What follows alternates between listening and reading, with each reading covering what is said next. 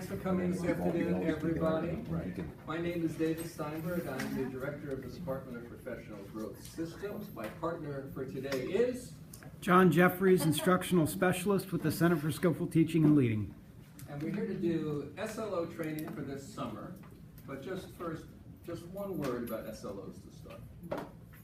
I really believe that this is the best opportunity we have had in years to make progress closing achievement gaps. Imagine every teacher in our district, and every principal too, and assistant principals, but imagine in every classroom, every teacher focused on who's not learning well enough and committing to using research-based strategies to do something about it. It's really an action research process where you get a chance to try out an idea for a group of students to meet their needs better. This is a wonderful opportunity. So we're so pleased that you're here for this summer's training, and this summer's training takes us to a whole new level in the work that we're going to do together.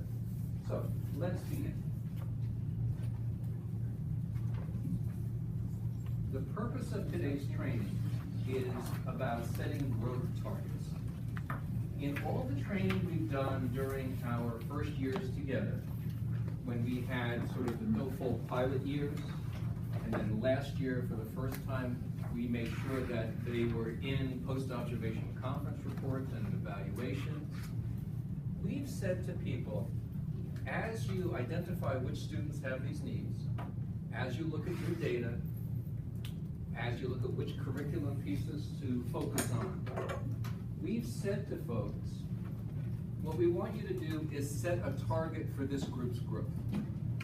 But what we haven't done so far is we haven't really given people a lot of guidance about how to set that target. The question is, how far can you move that group of students? But we really haven't given people guidance about how to decide how far. That's what we're going to do this summer, so that when you are working with your staffs, you'll be able to help them. But what I want you to know most of all, there is not just one way of setting the growth target. We're going to introduce today 6 different ways, and people will have choices based on the needs of their students. That's really a strength about how we've implemented student learning objectives. Most of the decision making is by the PLCs, the teachers in their PLCs, and by the principals and by the leadership team. It is not central office dictated. There are some districts around the country where everything comes from central office. The whole decision about what student learning objectives you should do, which groups of kids, but that's not the way we see it. We see it this way. When you studied, a little show of hands, how many people took either a skillful teacher course, or how many people took OAT? Okay, good. And I have some OAT instructors too. So the basic premise of Skillful Teacher book and the OAT classes is simply this.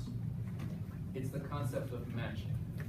The idea that every teacher should broaden their repertoire of instructional strategies, and then based on the needs of your students, pick which strategy is going to help meet the needs of the kids, right?